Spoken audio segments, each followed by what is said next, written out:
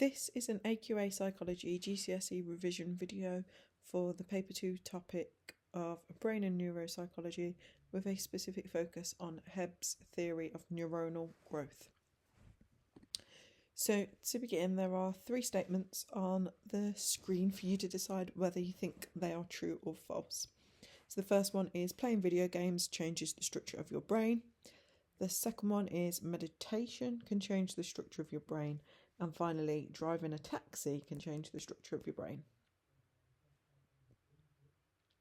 So all 3 statements are actually true, and they are all rooted in evidence from psychological research. So Kuhn found that playing Super Mario enhanced the number of neuronal connections in the cerebellum, which is a part of the brain. Davidson found that there was increased neuronal activity, so brain activity, in monks that meditated frequently. And Eleanor Maguire found that the hippocampus, which is a part of the brain responsible for memory, was larger in London black cab taxi drivers than in a group of men that didn't drive taxis and just had a normal driving licence. So all 3 pieces of research suggest that our brain is like plastic, which is what Hebb suggests. So Hebb is this gentleman here, and his theory is that the brain is like a muscle, it's like plastic, that it's mouldable, it can adapt, and therefore the more we use it and in the different ways that we use it, the stronger it becomes and the more it grows. So that's the concept of neuronal growth. When we learn new information, we form new synaptic connections, or the existing connections that we have in our brain become stronger, especially if we use them over and over again. So this idea that if we practice a skill or we practice and revise information, that part of our brain gets more neuronal growth, and therefore it's the theory of brain plasticity. The idea is that the brain is flexible, it can change and adapt just like plastic does. You can mould, sort of plasticine and Play-Doh. So some of the main concepts you'll need to know about Hebb's theory is, first of all, the brain is not made of plastic. That's not what Hebb is suggesting. He's suggesting it is like plastic. Okay, so the brain can change and mould and adapt according to the conditions it's in, according to the experiences, the things we learn and the things we're exposed to. So for example, if I take up golf, I might be really bad at it to begin with, but with practice, my brain can adapt, the synaptic connections can improve, and I can become skilled at golf. So when we learn, we create new connections between neurons in the brain, and the more we use them, the stronger and more efficient they become.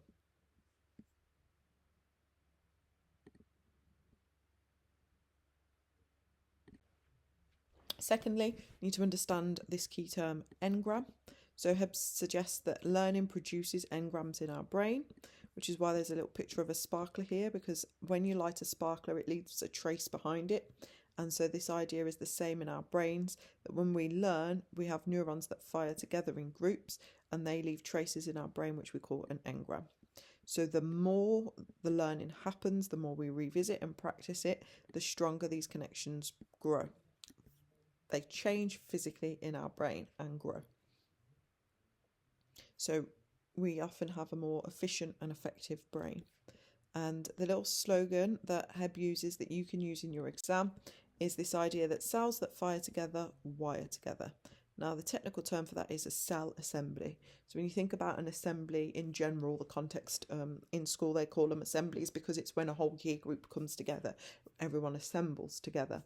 So a cell assembly is when groups of neurons that fire together come together when you learn something new. Those cell assemblies form, the groups of cells form to help you learn. And so the more we fire these cell assemblies, the stronger the connections come between them.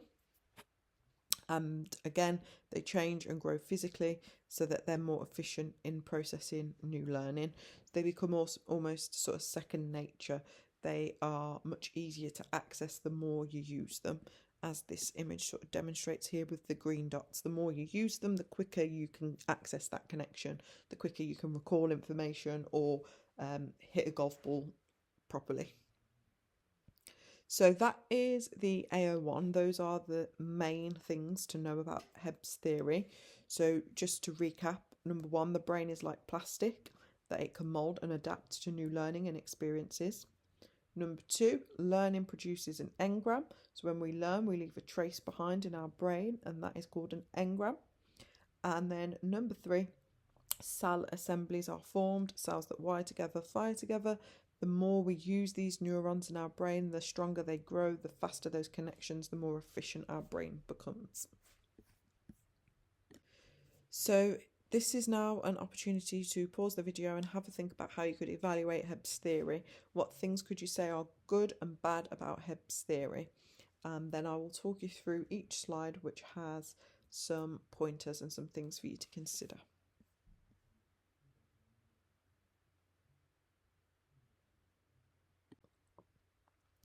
Okay, so the first way we can evaluate Hebb is we can criticise him. There are lots of other factors that affect how we learn. So Hebb's theory of neuronal growth is not the only explanation for how we learn. So again, opportunity to pause the video and just think about this question here. Think about other topics you've covered in your GCSE of psychology. What other factors affect how we learn information?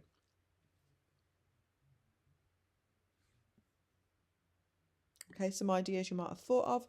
Mindset, whether we have a fixed or a growth mindset, whether we have self-efficacy, so the belief in our own abilities, if we receive praise and whether that praise is process praise or person praise, all of those things Dweck spoke about in the year 10 or year 1 content, depending on when your teacher delivered it, for the topic of development. I have a separate video on that if you'd like to revisit Dweck's theory. Schemas help us to learn, nurture our experiences, others around us, parents, carers, teachers, etc. So the criticism here is that Hebb's theory is reductionist. It's too simple. Learning is way too complex to just say it's due to neurons in the brain. And then we can give those examples of other things that learning is affected by to back up our argument. And we would conclude by saying, actually, he oversimplifies learning just to neurons. So it's a bad theory in that sense. However, Hebb's theory is useful and there is evidence to support it as well. So Hebb actually found that rats were able to navigate a maze better if the environment was more stimulating. And if you think back to Hebb's theory about how the more you use something, the more you learn something or practice a skill, the stronger those connections in your brain could become. That's actually very useful to you right now, revising for exams. It's very useful for sports people that need to practice skills and get better at them. So it's just useful for lots of different people and also encourages that really good positive learning environment to maximize learning for students, to maximize teachers' success, etc. So it's useful in lots of different ways. It's also very scientific. Hebb's theory isn't just plucked out of thin air. It is backed through cognitive neuroscience, which is a very scientific discipline which uses brain scans. And if I just briefly link back to the taxi driver study on Maguire, that actually was supported through fMRI scans, which is this image on the board as an example of one. So the fact that Hebb is very scientific and has scientific support and evidence for his theory means it's a very good theory in that sense.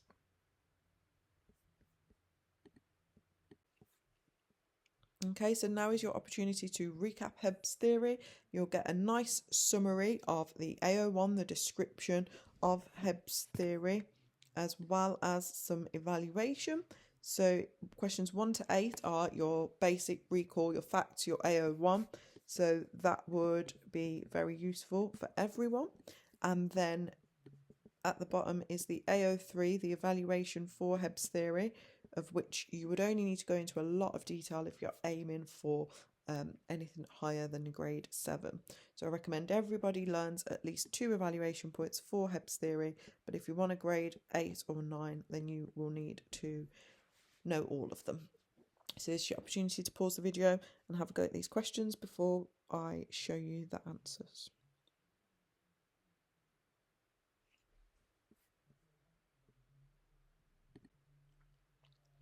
Okay, so on the screen are the answers to the questions. Ignore the yellow highlighting, they're just random highlights for me to refer to, but you can check and compare your answers. You can add some detail or tweak your answers accordingly. But that concludes the end of this video, so thank you for watching. I hope you found it useful.